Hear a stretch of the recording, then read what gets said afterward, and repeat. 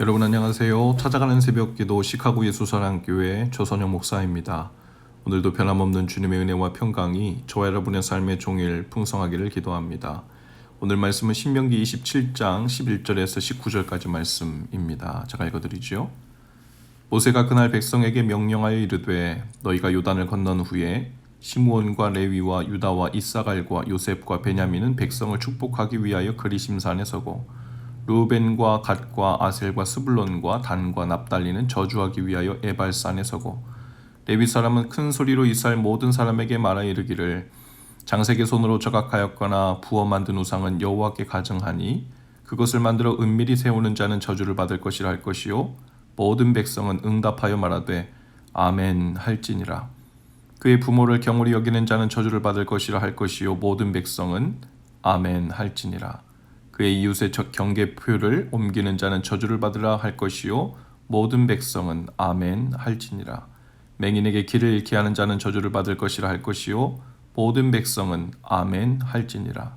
객이나 고아와 과부의 송사를 억울하게 하는 자는 저주를 받을 것이라 할 것이요 모든 백성은 아멘 할지니라. 아멘. 모세는 이스라엘 백성들이 요단강을 건너 가나안 땅을 점령해 들어가는 여정과 그 순서 안에서 마음속에 그리면서 이 설교를 하고 있죠.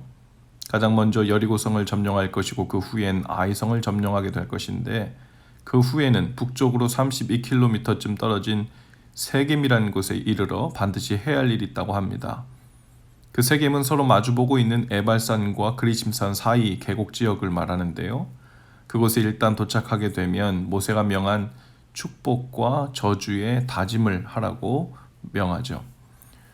한번 마음속에 그 광경을 그려보면 좋을 것입니다. 200만 명이 넘는 이스라엘 백성들이 큰 산 사이, 그 두 산 사이 계곡 지역에 도착합니다. 그리고는 그 12지파를 6지파씩 두 무리로 나누어서 한 무리는 에발산에 그리고 또 한 무리는 그리심산에 올라 서로를 마주보고 서게 합니다. 그리고는 그들 중에 레위인이 번갈아 가면서 축복과 저주의 말을 읽어 내려가죠.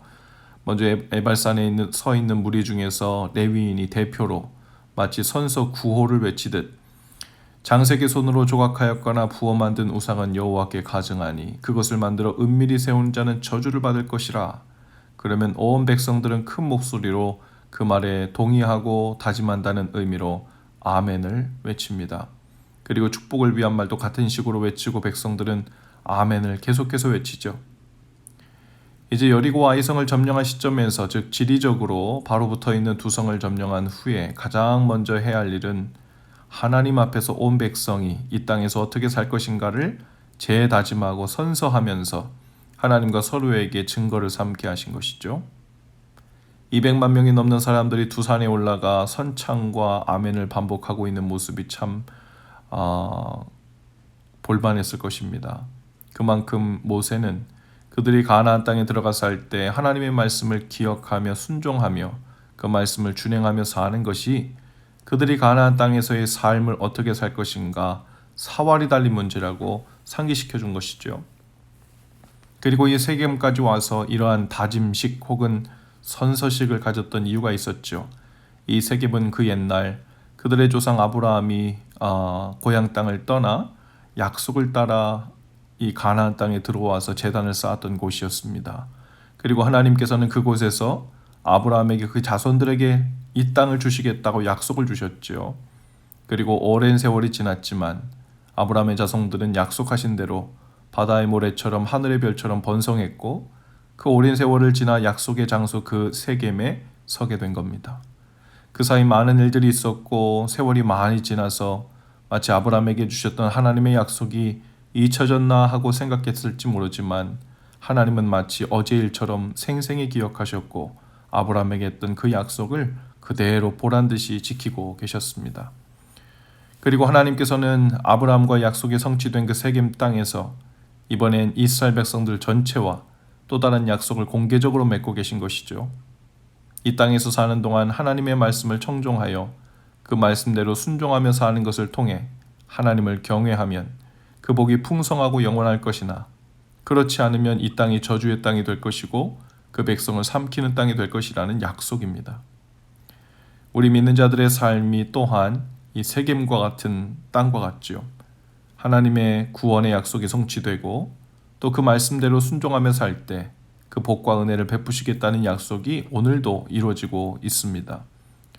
아브라함은 믿음의 조상이라고 했어요. 믿는 일에 있어서 조상으로 인정될 만큼 큰 믿음을 가진 사람이라 생각할 수 있지만 다른 한편으로는 유대인뿐 아니라 이방 족속들까지 그 아브라함의 믿음을 본받아 그 믿음의 계보를 이어 하나님을 섬기는 자들은 모두 그 약속이 계속해서 끊어지지 않고 성취되는 약속의 경계 안에 있는 자들이라는 의미이기도 하죠.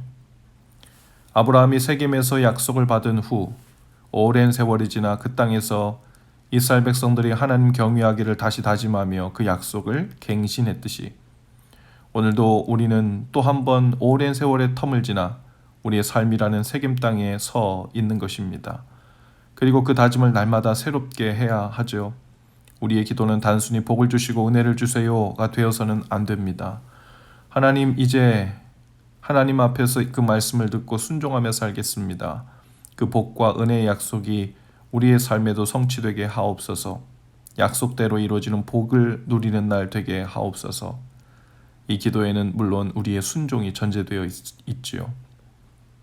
오늘 하루도 에발산과 그리심산에서 다짐한 그 명백한 고백이자 다짐이 저와 여러분의 삶 속에서도 온전히 드러나고 증거되는 날 되실 수 있기를 바랍니다.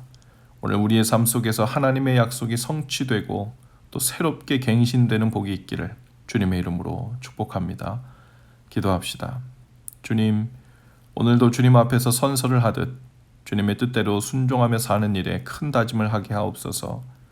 큰 산에 올라 하나님과 모든 사람들이 보여 알게 될 정도로 하나님 앞에서 하나님을 경외하며 살겠다는 큰 선포와 삶의 전환이 이루어지게 하옵소서. 그 안에서 약속대로 복과 은혜를 풍성히 누리며 살게 하옵소서. 예수님 이름으로 기도합니다. 아멘. 여러분, 오늘도 예수 사랑으로 화이팅입니다. 내일 아침에 다시 찾아뵙지요.